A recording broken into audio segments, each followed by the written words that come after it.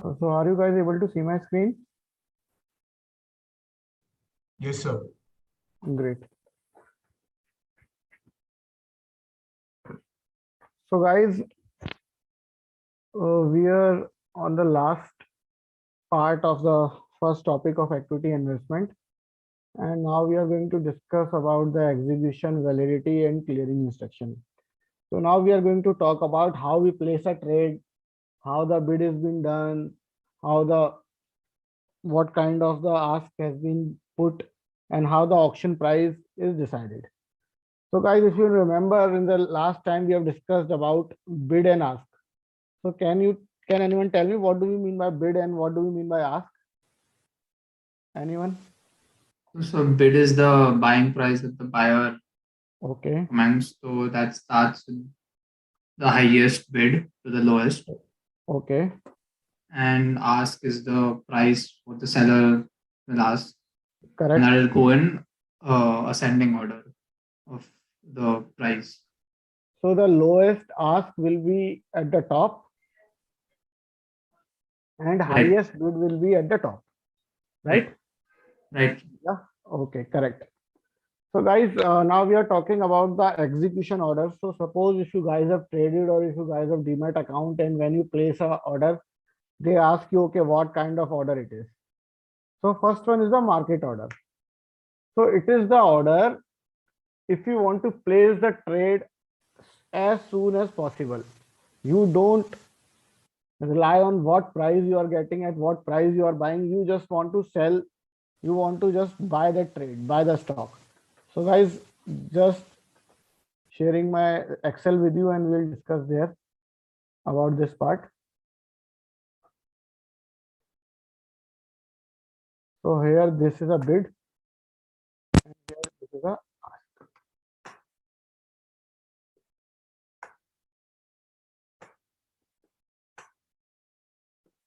So this is how your bid is arranged and this is how your ask is arranged.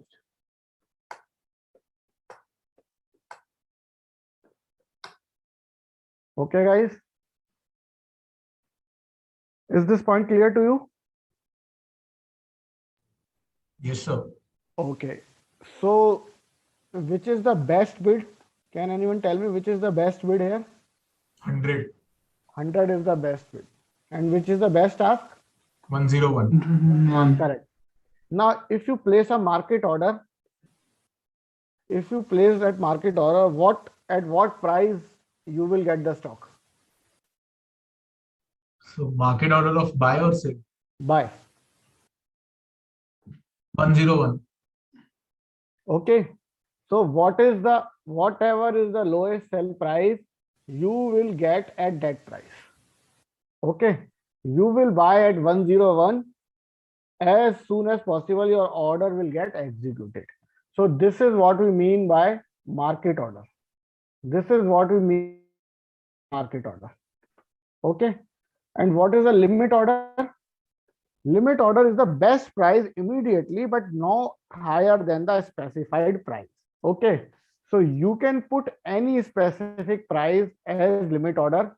You want the buy price lower than that price, not highest. So suppose if you put a buy price of 100 rupees, so it is not possible that your order will get executed at a price greater than 100. It will always get executed at a price lower than 100. Okay. So limit order, and this order can take time. It can take time to get executed because here you have put some limit. Okay. That I don't want to buy this stock above this price. Either at this price or lower than this price. You will get the best price immediately, but not higher than the specified price. So sometimes if the ask is not matching with your bid, it might be possible that your order does not get executed. Is this point clear, guys? Yes, sir. Yes, sir. Okay. Then comes your market table limit order. When the limit price is higher than the best offer. Higher than the best offer means that you have put a limit order, but it is higher than the best bid. So in the previous case, we had a bid of 100. So if you put a limit order of 100.5, this is a marketable limit order. It means what? You made a new market. You made a market. Okay. You put a new bid there. Now your bid will be at the top. And if the sell price comes around 100.5, your order will get executed first. Right? You have put the best bid, but also it is a limit order. What is the difference between a limit order and a market order? Can anyone tell me what we have discussed as of now? What is the difference between limit order and market order? Sir, in limit order, you specify the particular price, and in market order, you like whichever is the lowest or the nearest one gets executed at that price. Yes. So market order, you don't need to specify any price. Whatever would be the best ask, whatever would be the best ask at that price, you will get the share. At that price, you will get the share. Okay. But limit order, you need to specify a certain price. Okay. Above this price, you don't want your order to get executed. Okay. Is this clear to you guys? And what is marketable? Marketable limit order, that you have put the price above the existing best buy. Above the existing best bid, you have put a limit order. Clear, guys? Yes, sir. Behind the market, the price below the best bid. Okay, so your second best order would be called your behind the market order. Standing limit order, trades waiting to execute. Trades waiting for execution. Okay, so this is like standing limit order, means that you have put a price lower than what is the existing ask is going on, what is the existing bid ask is going on. So it might take some time to get executed. It is also possible that it does not get executed for the complete day. So if you guys have a brokerage demat account, when you put your order for some stocks, it asks you what kind of order you want. Either you want a market order or you want a limit order. Okay. If you put a market order, then it may get executed as soon as possible. It may get executed as soon as possible. So these are few of the terminologies. Sometimes a basic question is being asked, okay, the guy has put this kind of order, what kind of order it is? So guys, today we will be completing this first topic of equity, and from tomorrow we will move on to the next topic. Okay. So in a demat account, is marketable limit order also like shown, or only there No, are two options? So this is a terminology, that marketable limit order. कि marketable limit order होता क्या है? ये तो आप अगर limit order आपने best bye से नीचे लगाया तो वो नॉर्मल लिमिट ऑर्डर हो गया. आपने लिमिट ऑर्डर बेस्ट बाय से ऊपर बनाया तो मार्केटेबल. ठीक है. Yes. Now we are moving on to the making a market or taking a market. So moving on to our Excel example. So guys, if I put a buy of 100.5, if I put a buy of 100.5, so am I making a market? Like, am I putting a new bid in the zone? New best bid? Yes. Okay, so it is called as making the market. It is called as making the market. Okay, and if I am putting a order, if I just want to do like, okay, I can buy at 101 also. So am I making a market or taking a market? If I put a order of 101, so am I making a market or taking a market? Taking the market. Taking the market. Correct. So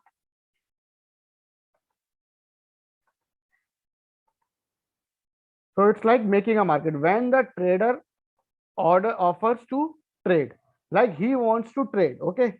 When the trader accepts an offer to trade, taking a market, it means whatever is present in the market, he will just take it. So your standing limit orders, what do you mean? You are making a new market, so it is called your standing limit order. And what do we mean by market orders? If I am putting a market order, it means that whatever is available in the market, I am accepting that. Whatever is available in the market, I am accepting that. Okay, is this fine with you guys?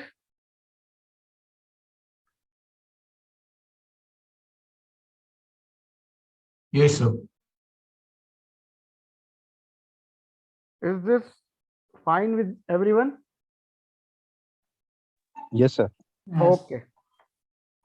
Yes, Great. sir. Just guys, give me a second. So guys, there is a question which I got like from Sharvil. Sir, which category AMO will come after market order? Few brokers offer that also.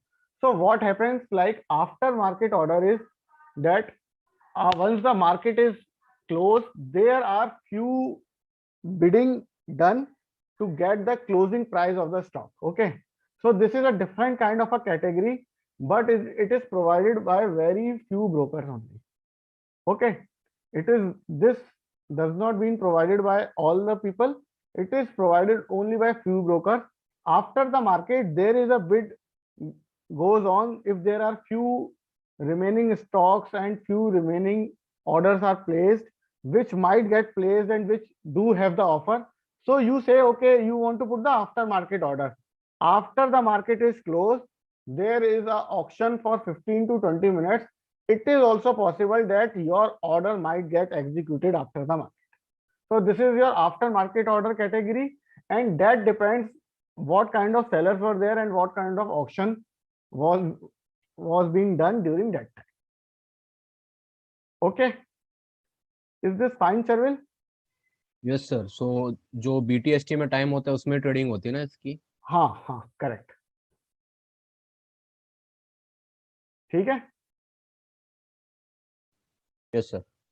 Okay, guys, any doubt regarding the same making and taking a order? No, sir. Just give me a second. I'm trying to open up my camera also, and I would request you guys also to open up the camera, so it is better for interaction. Just give me a second. So hi guys, am I visible to you? Yes sir. Yes, sir. Yes. Few students are also visible to me. Okay guys, so this is the making and taking of the market.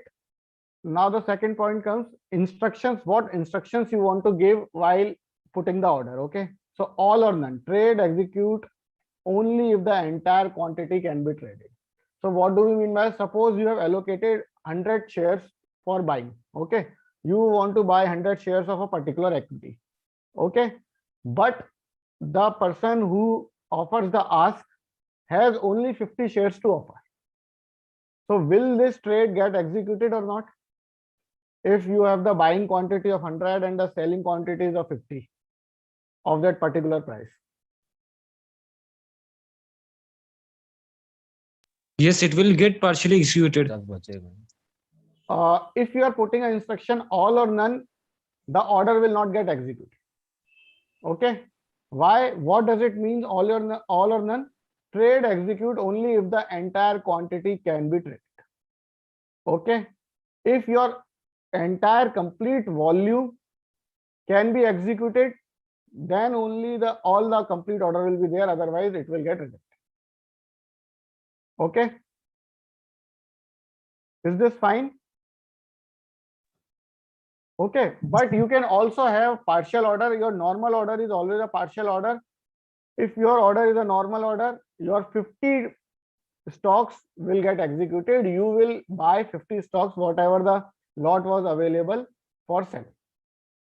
Okay, But if you are putting all or none instruction, guys, these orders also base what kind of services and what kind of orders the brokers are offering you.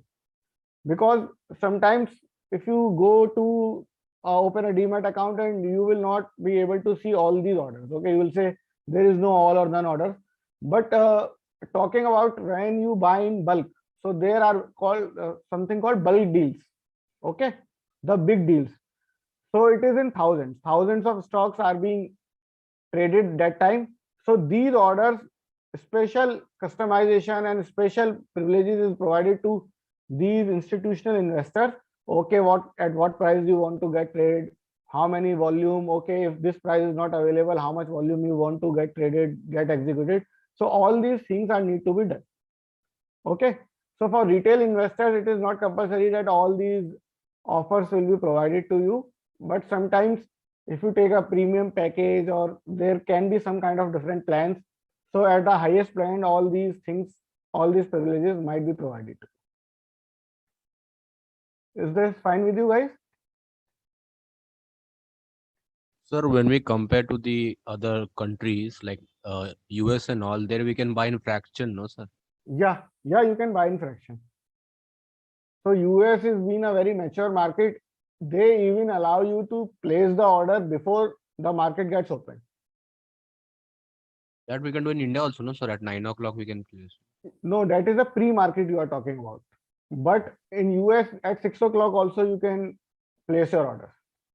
That is a pre-market. Pre-market get open at 9 o'clock. That is different from the US ka thing. Yeah. This is that in reality market get opens at 9 o'clock, but the trading start gets at 9:15. So but you And can so- place your bid at 9 o'clock, matlab after 9 o'clock. Yes, Sharvil. Yeah, and what is the term called sir? Bulky deals का क्या नाम था वो? कौन सा वाला बल्कि deals का नाम मतलब? कुछ इंस्टीट्यूशन के पास वो एक टर्म यूज किया था सर आपने, बल्की ट्रेड्स का कुछ एक special bulk term. Deals bulk deal bulk deal मतलब जैसे आपने किसी स्टॉक का 2% इक्विटी खरीद लिया है, मतलब लाखों में या हजारों में आपने शेयर्स को ट्रेड करा है. तो इट माइट बी पॉसिबल कि इतने सारे जो शेयर्स आप ट्रेड कर रहे हो वो एग्जीक्यूट ना हो. ठीक है, क्योंकि अगर सेलिंग क्वांटिटी कम होगी तो क्या आप बाय कर पाओगे? तो फिर आपसे पूछा जाएगा कि भाई इसी प्राइस पे करना है कि नहीं करना है, या जितने प्राइस पे जितना होता चले उतना करते चले कि नहीं करें. ठीक है.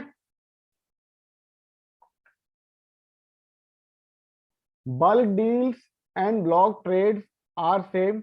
इसमें थोड़ा सा डिफरेंस होता है. It depends on the nature of the institutions which are buying and selling. तो बल्क और ब्लॉक डील्स दो तरीके की होती है. सो इसमें एक इशू ये होता है कि कभी कभी प्रमोटर्स बाय कर रहे होते हैं या सेल कर रहे होते हैं. ठीक है, कभी कभी इंस्टीट्यूशनल इन्वेस्टर्स बाय कर रहे होते हैं, सेल कर रहे होते हैं. इन दोनों की टर्मिनोलॉजीज में थोड़ा डिफरेंस है, but the crux is same कि दोनों में हैवी अमाउंट ऑफ बाइंग या सेलिंग हो रही है. ओके, ब्लॉक डील्स और बल्क डील्स. ब्लॉक डील्स क्या होता है कि डीलर के थ्रू होती है. ब्लॉक डील्स जनरली डीलर के थ्रू होती है. बल्क डील ये होता है कि डायरेक्ट मार्केट में भी आ सकती है. Many brand ambassadors ask for equities instead of payment. So how company make such arrangement? Many brand ambassadors ask for equities instead of payment in cash. So how the company makes such arrangement? So you need to provide equity to them if they are not asking for cash. तो उनके लिए तो दोनों बात same ही पड़ेगी. वो अपना equity का पोर्शन बढ़ा देंगे. Either they will sell some of their shares and give them the equity directly, और वो क्या करेंगे अदरवाइज कि न्यू शेयर्स उनको ऑफर कर, न्यू इक्विटी ऑफर हो जाएगी. तो it is similar like your employ stock option. अपने एम्प्लॉयज को हम ऑप्शन देते हैं स्टॉक खरीदने का, तो हम बोलते हैं यार 5 लाख रुपए का हम आपको स्टॉक ऑप्शन देते हैं. 5 लाख रुपए हम आपको कैश में नहीं देंगे, सैलरी में नहीं देंगे, स्टॉक ऑप्शन.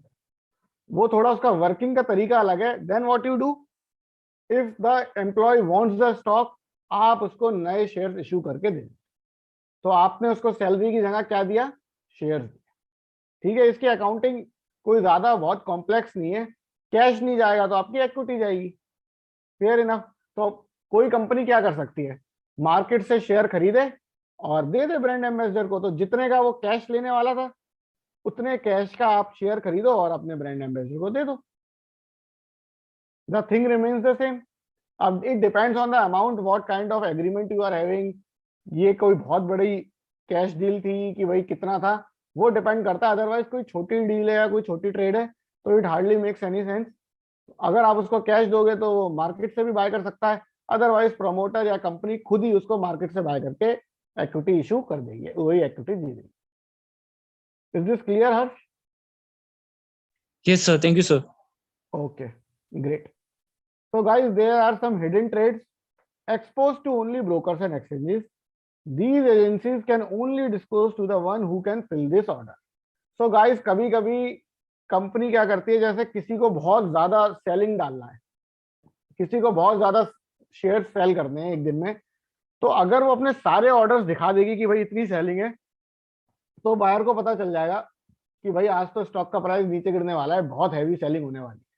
तो ये लोग क्या करते हैं, ब्रोकर्स वगैरह, उस ट्रेड को, नंबर ऑफ वॉल्यूम्स को हाइड कर देते हैं या कम कर देते हैं, या वो वाले शेयर्स को दिखाते ही नहीं है एक्सचेंज पे। तो these agencies can only disclose to the ones who can fill this order. तो अगर कोई ऐसी पार्टी होती है जो इतने सारे शेयर्स खरीदना चाहती है, उसी को वो शेयर्स डिस्क्लोज करते हैं कि भाई इतनी वॉल्यूम आज एक्सचेंज पे आई हुई है सेल करने, इतनी वॉल्यूम आज एक्सचेंज पे आई हुई है सेल करने के लिए।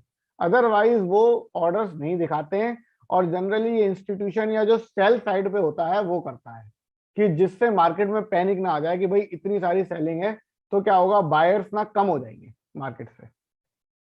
दे विल थिंक ओके, इसका मतलब बहुत हैवी सेलिंग हो रही है, कोई बड़ा आदमी बेच रहा है, तो they will not buy that stock. Okay, so ये ट्रिकी हो जाता है। तो कंपनी क्या करती है या ब्रोकर्स क्या करते हैं, उन शेयर्स को धीरे धीरे निकालने की कोशिश करते हैं, या तो छोटी छोटी वॉल्यूम्स में ऑर्डर प्लेस करते हैं, अदरवाइज वो एक साथ करना चाहते हैं, एक ही दिन में सारा स्टॉक निकालना चाहते हैं, तो वो ऑर्डर को हाइड कर देते सर हैं। Yes, sir but end of the day वो विजिबल होता है ना वॉल्यूम की? वो एंड ऑफ द डे जब एक ब्लॉक डील और बल्क डील की लिस्ट आती है, उसमें फिर वो विजिबल हो जाता है कि ब्लॉक डील हुई है या बल्क डील हुई है। But during the time of trading, जब अपन बिड और आस्क देख रहे होते हैं, तो वहां पे वो ऑर्डर शो नहीं करते, बट वो एक्सचेंज में प्लेस होते हैं, एक्सचेंज के थ्रू ट्रेड होते हैं। It is not the over the counter, but it is a kind of a tactic कि भाई मार्केट में फेयर प्राइस ही बना रहे तो कुछ पैनिक ना आए। ठीक है, and generally you can also decipher it from the volumes traded during that day. कभी कभी आप देखोगे किसी किसी स्टॉक जब बहुत 8-10% बढ़ गया, you will see a lot of volume, उसके वॉल्यूम चार्ट पे तो आपको पता चल जाएगा कोई ना कोई बड़ा आदमी या बड़ा इंस्टीट्यूशन इस स्टॉक को बाय करता है। Is this fine with you guys? फिर एक और ऑर्डर होता है इसी का मॉडिफिकेशन, वो तो होता है आपका iceberg order. Traders only show a display size but does not reveal the actual trade size. तो मतलब 5 लाख ऑर्डर थे, बट आपने सिर्फ 50,000 ऑर्डर ही दिखाए। आइसबर्ग मतलब थोड़ा सा दिखना, आइसबर्ग का मतलब समझ ना कि टिप दिखाई दे रही है, नीचे हमको नहीं पता कितना बड़ा बेस है। तो it is like partially revealing okay how much order you are placing, but you are not revealing it completely कि भाई कितना ऑर्डर प्लेस है। Is this fine with you guys?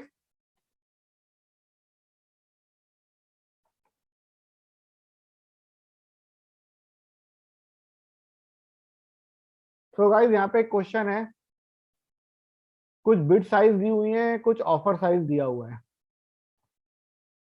Take a minute and do let me know the answer, and just I will be back in a minute. Take a minute and just do let me. So guys, what is the answer? Sir, C1. C. Correct, because the bid order, is this the best bid? Yes or no? Yes, sir. It is the best bid, so it will be at the highest point. So it is called the making a new market. It is called as making a new market. Okay, guys. So isn't 123.80 the best bid? Or 120? 121, where it is 121? 123.80. 123.80. Okay. So what you are putting? First tell me, 120.80 is the ask price or the bid? Ask price. Ask And price. so you are putting the bid or you are putting a ask at 123.4? Bid. So should we compare ask to the bid?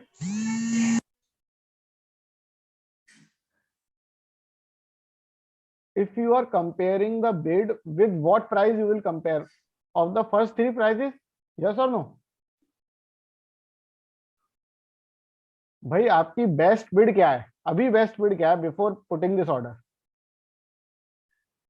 122. 122 क्यों?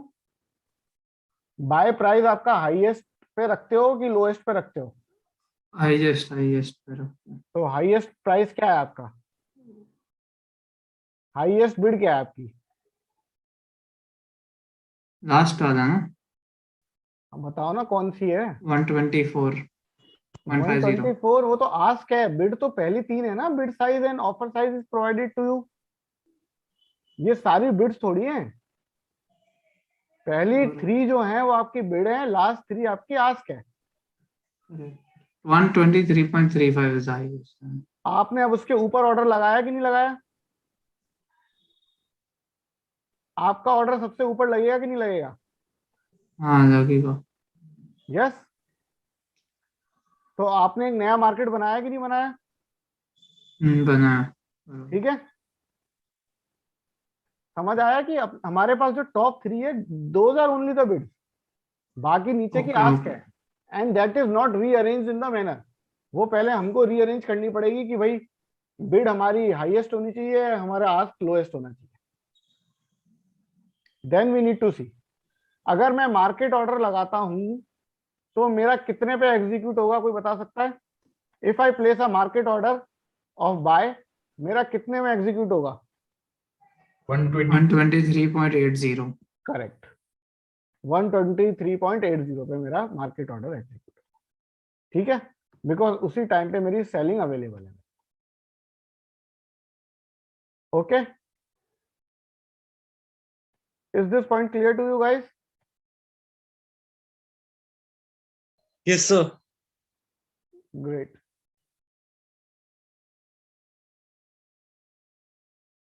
तो guys हमारे पास अभी जैसे हमने all और none जैसा instruction देखा था, हमारे पास और भी कुछ इंस्ट्रक्शंस होते हैं which can be provided to us by the broker. Good till cancelled, gets cancelled on a certain time frame or condition, example day order expire after the condition is not met। so generally guys हमारे orders जो हम put करते हैं, हमको day order का option होता है कि अगर with in the trading day, जब तक ट्रेडिंग चल रही है 3:30 बजे तक अगर ऑर्डर एग्जीक्यूट हो तो हो, अदरवाइज वो ऑटोमेटिकली कैंसिल हो जाए। ठीक है, इमीडिएट और cancelled, they get cancelled if they can not be filled in part और होल। इमीडिएट का मतलब यह है कि 2 मिनट या 5 मिनट में अगर वो ऑर्डर एग्जीक्यूट हो पा रहा है तो ठीक है, अदरवाइज ये ऑर्डर एग्जीक्यूट ना हो। तो गाइस कोई बता सकता है कि इमीडिएट और कैंसिल जैसा ऑर्डर है वो कौन पुट करता होगा? किसको ये काम आता होगा ये इस तरीके का? Intraday trader, sir. ट्रेडर्स। और जनरली उसमें भी किस तरीके के ट्रेडर्स? Intraday. इंट्राडे है या आपके एल्गोरिथम एल्गो ट्रेडर्स हैं, हाई फ्रीक्वेंसी ट्रेडर्स है जिनको एक सर्टेन पॉइंट पे ही बाय करना है, अदरवाइज उनको बाय नहीं करना।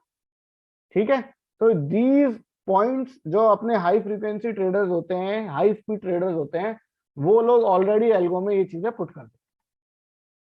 ठीक है, तो जिस चीज को वो कोडिंग करते हैं कि भाई इस प्राइस पे होगा तो होगा, नहीं तो नहीं होगा। अगर long term investors generally market order लगाएगा या वो लिमिट ऑर्डर लगाएगा, बता सकते हो? Market order. वो मार्केट ऑर्डर भी लगा सकता है, वो लिमिट ऑर्डर भी लगा सकता है। अब मार्केट ऑर्डर कौन लगाता है? जिसको जल्दी है, जिसको अपना ऑर्डर एग्जीक्यूट करना है फटाफट। और लिमिट ऑर्डर कौन लगाता है? Long term investors. जिसको थोड़ा सा बार्गेन चाहिए कि भाई अभी ये प्राइस चल रहा है, मेरे को थोड़ा सा कम प्राइस में करना है। ठीक है, फिर आते हैं good on close. These are market orders which gets closed on the market close time. तो इसका क्या मतलब है, मार्केट ऑर्डर्स वो वाले मार्केट ऑर्डर जो लास्ट हमारा जब क्लोज हो रहा है ना मार्केट, उस टाइम पे मेरे को बाय करना है। तो मैं बोलूंगा कि भाई जो आखिरी भाव मेरे को मिलेगा उस ऑर्डर पे बाय कर देना। तो 3:30 बजे जो मेरे ऑर्डर चल रहे होंगे वो मार्केट ऑर्डर लग जाएगा। 2 बजे भी अगर मैं मार्केट ऑर्डर लगा रहा हूं और गुड ऑन क्लोज का इंस्ट्रक्शन दिया, तो क्लोजिंग प्राइस के टाइम पे, क्लोजिंग टाइम पे जो मार्केट ऑर्डर होगा उस पे मेरा ऑर्डर एग्जीक्यूट होगा। ठीक है, तो दीज ऑल इंस्ट्रक्शन अपने अपने हिसाब से सबको फायदेमंद होते हैं। किसी को नॉर्मल है तो वो बोलता है कि भाई मेरे को फर्क नहीं पड़ता, कोई सा भी इंस्ट्रक्शन हो अभी क्लोज कर दूं या मैं लिमिट लगा दूं। तो अपने अपने हिसाब से जिसका जो ऑब्जेक्टिव होता है, जिसकी जो स्ट्रेटेजी होती है, उस हिसाब से वो इन इंस्ट्रक्शंस को यूज करता है। स्टॉप ऑर्डर और स्टॉप लॉस, ये तो आपने सुना होगा। स्टॉप लॉस क्या होता है भाई? What do we mean by stop loss? एक certain point तक loss you can take, but that loss you cut it up. मतलब you उसके don't, बाद तुम उसके क्या नीचे बोलोगे? होगा तो नहीं, अपने आप बिक जाए। मेरा स्क्वायर ऑफ हो जाए उसके बाद। हाँ, ठीक है, because certain price उसके नीचे if it goes it's like तो सपोज square. करो कि आपका 100 रुपीज में आपने कोई स्टॉक बाय करा था, 95 का स्टॉप लॉस लगा दिया। 100 रुपीज में आपने बाय किया और 95 रुपीज का स्टॉप लॉस लगा, तो आपका माल कितने में कट जाएगा अगर नीचे की तरफ स्टॉक जाएगा तो? 95. 95 या 95 से नीचे भी। हाँ, तो मतलब ये 95 कंपलसरी नहीं है कि 95 में कट जाए। ऐसा भी हो सकता है आपका माल 90 में कटे, कि 96 के बाद प्राइस डायरेक्ट 90 पहुंच जाए, बीच में कोई ट्रेड ही ना हो, कोई ऑर्डर ही ना है। It depends on the availability of the bid and ask. ठीक है, अगर प्राइस सडनली ड्रॉप हो गया तो इट इज नॉट कंपलसरी कि आपका ऑर्डर 95 पे एग्जीक्यूट। अगर 95 पे कोई बायर अवेलेबल था तो 95 पे होगा। अगर 95, 94, 93 पे कोई बायर ही नहीं है तो आपका ऑर्डर एग्जीक्यूट हो सकता है क्या 95 पे? नहीं, सीधे 91 पे। तो स्टॉप लॉस के हिसाब से बेस्ट आपके लिए क्या बना?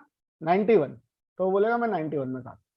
तो कभी कभी ऐसा भी हो जाता है, stop loss does not guarantee कि भाई आपने जो स्टॉप लॉस लगाया उसी पे कटे। तो ये ज्यादातर चीजें कहाँ होती है, जो इनलिक्विड स्टॉक्स होते हैं जिसमें ट्रेडिंग कम होती है, वहां पे ये इशू होता है। लिक्विड स्टॉक्स में यू गेट द चांस कि आपका स्टॉप ऑर्डर पे ही क्लियर हो जाए। Clearing instruction for retail traders, the final settlement is done by the broker itself. For institutional client, there might be multiple entities involved. A broker to arrange the securities, another broker to settle the securities. तो वह institutional client है, उसके orders clear करने में हो सकता है multiple entities लगे। रिटेल ट्रेडर्स के ऑर्डर ब्रोकर खुद ही एग्जीक्यूट कर देता है, खुद ही मैनेज कर लेता है।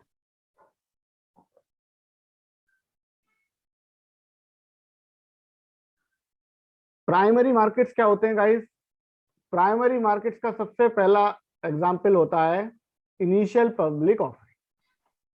जो इनिशियल पब्लिक ऑफरिंग मतलब जो आप आईपीओ को जब सब्सक्राइब करते हो और आपको अगर वो एलोकेट हो जाता है, इट मींस आपने प्राइमरी मार्केट से बाइंग करी है।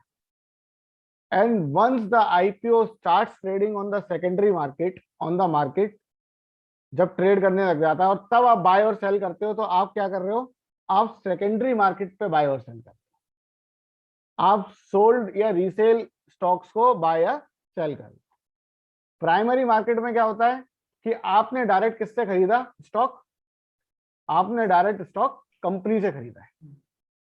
So that is called your initial public offering and that is basically your primary market. ठीक है, बॉन्ड्स हैं, अगर गवर्नमेंट ने डायरेक्ट इश्यू करें तो आपने गवर्नमेंट से खरीदे, आपने प्राइमरी मार्केट से खरीदे। वही बॉन्ड किसी एक्सचेंज पर ट्रेड कर रहे हैं, आपने वहां से बाय करा, तो इसका मतलब आपने सेकेंडरी मार्केट से बॉन्ड्स को बाय करा। Is this point clear guys? Secondary market और प्राइमरी मार्केट में डिफरेंस? Yes. जब आप उस सिक्योरिटी को जो एंटिटी इशू कर रही है उससे खरीद रहे हैं डायरेक्टली, और एक आप एक एक्सचेंज से खरीद रहे हैं किसी और इन्वेस्टर से, तो पहला केस तो बनता है प्राइमरी मार्केट का, buying from primary market. Second case बनता है बाइंग फ्रॉम सेकेंडरी मार्केट। ठीक है गाइस?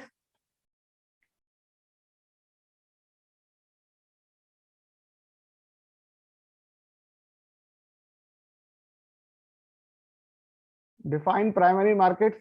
तो गाइस इन्वेस्टमेंट मैंने आपको बताया था कि अगर किसी कंपनी को आईपीओ इशू करना होता है तो वो कहाँ जाते हैं, वो इन्वेस्टमेंट बैंक के पास जाते हैं, उनको बताते हैं कि भाई हमको इतने परसेंटेज ऑफ स्टेक सेल करने हैं, that is called OFS, offer for sale, इतना हमको नए स्टॉक्स इशू करने हैं। ठीक है, ऑफर फॉर सेल का मतलब क्या होता है, कोई बता सकता है? जो ऑलरेडी प्राइवेट इक्विटी इन्वेस्टर्स या प्रमोटर्स हैं वो अपना Yes. स्टेक बेचना चाहते तो ठीक ये है। QIBs क्या होता है फिर? वो जो एक आफ्टर अलॉटमेंट ऑफ शेयर, वो एक QIB करके भी वो कुछ आता है ना? क्यूआईबी एक्चुअली क्या होता है, अलग अलग अलॉटमेंट होते हैं कि रिटेल्स को कितने जाएंगे, क्वालिफाइड इंस्टीट्यूशनल बायर्स होते हैं वो क्यूआईबी। ठीक है, तो वो तुम्हारा जैसे इंश्योरेंस कंपनीज हो गई या पेंशन फंड्स हो गए, तो जैसे 1000 एम्प्लॉयज को भी जाता है सर QIB? वो डिपेंड करता है कि अगर कंपनी अपने एम्प्लॉयज को ऑप्शन दे रही है, अपने एम्प्लॉयज को ऑप्शन दे रही है कि नहीं दे रही है। अगर वो एम्प्लॉयज में है तो क्यूआईबी के कोटे से एम्प्लॉयज भी जा सकते हैं, बट उनका अकाउंट अलग होता है, उनका कोटा अलग होता है। ठीक है, तो ये क्या होता है, अलग अलग कोटा दिया जाता है कि भाई 1000 शेयर इशू करने हैं तो 300 शेयर तो रिटेलर्स के लिए हैं, 400 शेयर क्यूआईबी के लिए हैं, इंस्टीट्यूशनल के लिए 300 400 है। वो डिपेंड करता है कि किस तरीके से इन्वेस्टमेंट बैंकिंग बैंकर्स ने बात करके ये समझाया कि भाई किसको कितने शेयर देने हैं, किस तरीके से हम हाईएस्ट प्राइस अटेन कर सकते हैं। तो इन्वेस्टमेंट बैंक्स क्या करते हैं, एक प्रोस्पेक्टस बनाते हैं। अगर आपको किसी भी आईपीओ के बारे में पढ़ना है तो एक्सचेंज पे इंडिया में सेबी को एक डॉक्यूमेंट देना पड़ता है। कोई बता सकता है उस डॉक्यूमेंट का नाम क्या होता है? कोई भी आईपीओ में ARHP. Hearing prospectus. Red herring ARHP. Prospectus, correct, ERHP. Yes. वो आपको प्रोस्पेक्टस पढ़ना चाहिए। वो प्रोस्पेक्टस भी कौन बनाता है? Investment Investment. बैंकर्स बनाते हैं कंपनी के। उसमें आप देखोगे कि बहुत सारी चीजें, पॉजिटिव चीजें दी होती है, रिस्क भी दिया होता है, पुराने फाइनेंशियल्स भी दिए होते हैं कंपनी के कि भाई कंपनी ने इस तरीके से परफॉर्म किया। ठीक है, सर एक क्वेश्चन था, अभी सपोजिंग एक IPO का मतलब फाइल हुआ है and over time over subscribe हुआ है, ठीक तो है। फिर अलॉटमेंट कैसे होता है सर? ओवर सब्सक्राइब ये होता है तो अलॉटमेंट रैंडम होता है उस केस में, फिर रैंडम होता है क्या? ये फिक्स रैंडम कुछ नहीं होता अलॉटमेंट क्या? होता है। QIB इतना, ये नहीं, इतना एंड देन अगर जहां एक पे भी पोर्शन ओवर रैंडम? सब्सक्राइब होगा वहां पे रैंडम अलॉटमेंट होगा। ठीक है, तो कभी कभी आपने देखा होगा अगर अनसब्सक्राइब्ड है तो आपको मतलब लोअर देन 1 है तो आपको तो अलॉट हो ही जाएगा। जब हायर देन 1 होता है तो इसका मतलब क्या होता है, एक शेयर के लिए 5 खरीदे हुए बिडर हैं, 5 बिडर्स हैं, तो उन 5 में से किसी को भी मिल सकता दे है। ठीक कैन है, आइदर डिवाइडेड इनटू 5 और गिव टू वन? नहीं नहीं, वो लॉट में होता है ना अच्छा. भाई। आप जब एक एक लॉट खरीदते हो, आप उस लॉट में आपको 10 शेयर या 20 शेयर होते हैं। आप एक शेयर के लिए थोड़ी अलॉटमेंट होता है, हाँ हाँ कहा नहीं वही. जाता कि 15,000 रुपए देने पड़ेंगे। अब 15,000 रुपए मतलब अगर एक शेयर 1,000 रुपए का लगाया है कंपनी ने तो आपको 15 शेयर का एक लॉट मिलेगा। ओके, तो वो जो एलोकेशन होता है वो रैंडम एलोकेशन होता है। सर फिर ये ग्रे मार्केट ट्रेडिंग कैसे होती है? ग्रे मार्केट ट्रेडिंग कैसे होती है कि उससे पहले ही सपोज करो कि कोई आईपीओ लॉन्च होने वाला है। अभी मेरे पास कोई पी इन्वेस्टर आ जाए आईपीओ लॉन्च होने से पहले, और मेरे पास कुछ शेयर्स थे पहले से ही कंपनी के, मैं भी एक इन्वेस्टर हूं जो मैंने इनिशियली लगाया था। तो जो प्राइस या ट्रेडिंग उस ग्रे मार्केट में हो रही होती है, मतलब आईपीओ से पहले जो प्राइवेटली शेयर्स सेल और बाय हो रहे होते हैं, वो आपका ग्रे मार्केट होता है। ठीक है, तो इट्स लाइक जैसे आपका जो आईफोन होता है उसका एक ग्रे मार्केट का भी प्राइस होता है ना आईफोन का, वो गफ्फार में पहले लॉन्च हो जाता है दिल्ली सर के। वो मनीष मार्केट वाला। हाँ, मनीष मार्केट या गफ्फार मार्केट जो भी है, तो उसमें पहले लॉन्च हो जाता है, फिर उसका एक प्राइस आ जाता है कि भाई ग्रे मार्केट में ये तो 60,000 का मिल रहा है, अभी लॉन्च होगा तो कितने का मिलेगा। तो वो शेयर्स होते हैं जो पहले ही, जैसे आईफोन भी पहले ही किसी के पास आ जाता है और वो बेच देता है मार्केट में, तो वो शेयर्स होते हैं जो पहले ही कोई करंट इन्वेस्टर्स होते हैं किसी पार्टी को बेच देते हैं, और वो प्रीमियम पे होता है। उससे उसका ना ग्रे मार्केट प्रीमियम होता है जीएमपी करके। अगर प्रीमियम बहुत हाई जा रहा है तो ये हाई चांसेस है कि जो आईपीओ होगा वो सक्सेसफुल होगा, क्योंकि जो इंटरनल पार्टीज हैं वो एक हायर प्राइस में दूसरी पार्टीज को दे रही। ओके, और वो एक्सचेंज वगैरह पे नहीं होता, डेट ऑल डिपेंड्स कि भाई कहाँ से किसको क्या न्यूज मिली है, कहाँ से कैसे, क्योंकि जब तक कंपनी लिस्टेड नहीं है कोई कंपनी वो तो बेसिकली इनसाइडर न्यूज पे बेस्ड होता है ना, जीएनपी तो। इनसाइडर न्यूज पे बेस्ड होता है। और कभी कभी क्या होता है कि इंटरनल पार्टीज आईपीओ को हिट कराने के लिए शेयर्स को हाई प्राइस में कहीं ना कहीं बेच रही होती है, कुछ रिलेटेड पार्टी ट्रांजैक्शन भी हो सकते हैं। ठीक है। सर हाँ, सर अनलिस्टेड कंपनीज का वैल्यूएशन किससे होता है? अनलिस्टेड कंपनी का वैल्यूएशन अभी आप एग्जांपल इक्विटी के आगे टॉपिक्स में पढ़ोगे कि क्या क्या वैल्यूएशन की टेक्निक्स होती हैं। सर फॉर एग्जांपल वो जोमेटो का आईपीओ आया था, हम्म, तो वो लिस्टिंग डे पे वो जोमेटो कंपनी का मार्केट वैल्यूएशन कुछ 60,000 करोड़ था, ठीक है। और वो पहले दिन ही 1 लाख करोड़ मार्केट कैप छू गया, टच कर दिया था। हाँ, तो ये डिसाइड कैसे होता है कि वो जब कंपनी लिफ्ट होगी तो उसका मार्केट कैप 60,000 करोड़ के अराउंड होगा, या अरे ये? जब कंपनी ने जो शेयर्स रिटेलर्स को दिए वो 60,000 एम कैप के हिसाब से दिए थे, अपनी कंपनी को वैल्यू किया था कि भाई मेरी तो 60,000 है। अभी मार्केट में आ गई तो शेयर प्राइस बढ़ेगा तो मार्केट वैल्यू बढ़ेगी कि नहीं बढ़ेगी? 60,000 कैसे था वही जानना है। 60,000 ऐसे था, सपोज करो कि आप शेयर्स बाय करते हो कंपनी के, आईपीओ में एलोकेट होते हैं, यस सर। तो इन्वेस्टमेंट बैंकर और कंपनी बैठते हैं, बोलते हैं कि भाई इस मार्केट वैल्यू पे आप अपना स्टेक बेच सकते हो, ये ना बहुत ज्यादा है ना बहुत कम है। ठीक है, आपकी कंपनी का वैल्यूएशन ये होना चाहिए फ्यूचर फोरकास्ट के हिसाब से, कैश फ्लो के हिसाब से। ठीक है, यस सर। तो उस वैल्यू पे आपने आईपीओ लॉन्च करा। अभी आप मार्केट में आ गए, तो जैसे पेटीएम का एक एक्स प्राइस पे हुआ था, उसके बाद पेटीएम का वैल्यूएशन तुरंत गिर गया, मार्केट ने बोला भाई ये प्राइस नहीं है, ये प्राइस नहीं होना चाहिए, इससे कम होना चाहिए, तो उस प्राइस पे आपने उसको स्टॉक को बेच दिया। तो ये इन्वेस्टमेंट बैंकर्स डिसाइड करते हैं कि प्राइस को बहुत ज्यादा भी नहीं रखना है, अगर आप ज्यादा रख लोगे तो you will not get the buyers, हो सकता है आप अलॉटमेंट ही नहीं कर पाओ।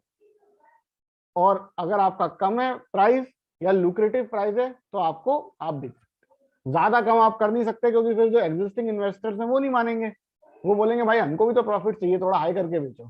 तो ये इन्वेस्टमेंट बैंकर डिसाइड करते हैं कि क्या प्राइस पे स्टॉक को प्लेस करना। अगर ज्यादा ओवर वैल्यूड है लाइक पेटीएम, तो लिस्टिंग के बाद वो प्राइस गिर जाता है। ठीक है, okay sir. Okay. Then you guys talk about the offering, कि ऑफरिंग क्या क्या होती है इन्वेस्टमेंट बैंकर्स के बीच और स्टॉक के बीच, कि भाई जो कंपनी आई है अब इन्वेस्टमेंट बैंकिंग कंपनी, उसके साथ किस तरीके का प्राइस डिसाइड कर सकती है। तो एक तो होता है accelerated book build, arranging the offering इन 1 और 2 day, usually happens in Europe. मतलब जल्दी 1 या 2 दिन में अगर आपको अपना आईपीओ वगैरह लॉन्च करना है या आपको स्टेक सेल करना है, तो that is called accelerated book build. Underwriting offer, investment guarantees the price the most common type. Underwriting में मतलब इन्वेस्टमेंट बैंकर बोलता है अगर इस प्राइस पे कोई नहीं खरीदेगा तो मैं स्टेक खरीदूंगा। अगर कभी कभी आईपीओ आपका सब्सक्राइब नहीं हो पाता है पूरा, तो investment banker takes the guarantee कि मैं इस प्राइस पे खरीदूंगा, बाद में मैं चाहे किसी भी प्राइस पे सेल करूंगा। That is your underwritten offer. ठीक है, बेस्ट एफर्ट ऑफरिंग क्या होती है? इन्वेस्टमेंट बैंक बोलता है मुझे नहीं पता कि भाई लोग खरीदेंगे कि नहीं खरीदेंगे, मैं पूरी कोशिश करूंगा इस प्राइस पे बेचने के लिए। ठीक है, जनरली बूस्ट अप करने के लिए कॉन्फिडेंस, अंडर राइटिंग ऑफरिंग होती है। फिर होता है आपका प्राइवेट प्लेसमेंट। प्राइवेट प्लेसमेंट मतलब आपने प्राइवेटली स्टॉक्स को बेचा है, ना कि एक्सचेंज पे बेचा है। ओवर द काउंटर मतलब 2 पार्टीज का डिस्कशन हुआ और आपने वहां पे स्टॉक को बेचा। Okay, accelerated book building is what? मतलब एक्सीलरेटेड बुक बिल्डिंग, अगर एक कोई छोटी कंपनी है उसको बहुत ही जल्दी अपना आईपीओ इशू करना है, तो अरेंजिंग द ऑफरिंग इन 1 और 2 डेज। जैसे अभी 4 महीने लगते हैं, 5 महीने लगते हैं, इस तरीके से नहीं। उसके स्टेक सेल में क्या होता है, थोड़े से कम प्राइस पे हम जल्दी आईपीओ लॉन्च करने की कोशिश करते हैं, बट इसमें रेगुलेशंस भी होते हैं। इंडिया में आप कर नहीं सकते कि इंडिया में रेगुलेशंस बहुत ज्यादा होते हैं। यूरोप में यू हैव द ऑप्शन कि आप 1 या 2 दिन में आईपीओ को लॉन्च कर। तो अंडरराइटर्स रखना जरूरी होता है क्या? अंडर राइटिंग रखने का मतलब आपको एक गारंटी मिल गई ना कि आपका लॉन्च हो ही जाएगा। उस केसेस में investment banker higher price quote करते हैं। सर बट जैसे अभी एक आईपीओ है उसका मतलब वो अंडर सब्सक्रिप्शन हुआ लेकिन उसका अंडरराइटर्स ने तो उसको डिनाई कर दिया कि हम बाय नहीं करेंगे। सो तो ये हो सकता है कि इन्वेस्टमेंट बैंकर्स को कोई फीस अपनी कट करनी पड़ जाए, या अगर इन्वेस्टमेंट बैंकर्स को बहुत बड़ा रिस्क दिख रहा है वहां पे कि भाई प्राइस कम जा सकता है, तो they might do not take the risk. But ये अरेंजमेंट्स और एग्रीमेंट्स में ऑलरेडी डिफाइन होता है, उनके पास फ्लेक्सिबिलिटी होगी ये चीज करने। सो सर आईपीओ आएगा लेकिन भले वो दूसरे अंडरराइटर्स के साथ आए। करेक्ट, ठीक है। तो गाइस, ये जो आखिरी के दो टॉपिक्स है, I will complete it tomorrow because these are related to your next topic of indexes. तो मैं इसको कल करा लूंगा एंड आज की क्लास हम यहीं पे क्लोज करेंगे। बस एक एक छोटा सा टॉपिक रह गया है, तो we will complete it tomorrow. Okay, hope this works for you. Okay, sir. See you Sir. tomorrow. I will let you know the timings tomorrow only. Okay. Okay. guys? Sir evening only. Yes, yes, yes. Tomorrow it will be in evening. Okay. What time, sir? 3. I will let you Yeah. know. I think most probably from 4 we will start tomorrow. Okay. Okay. Okay sir thank you sir. Thanks.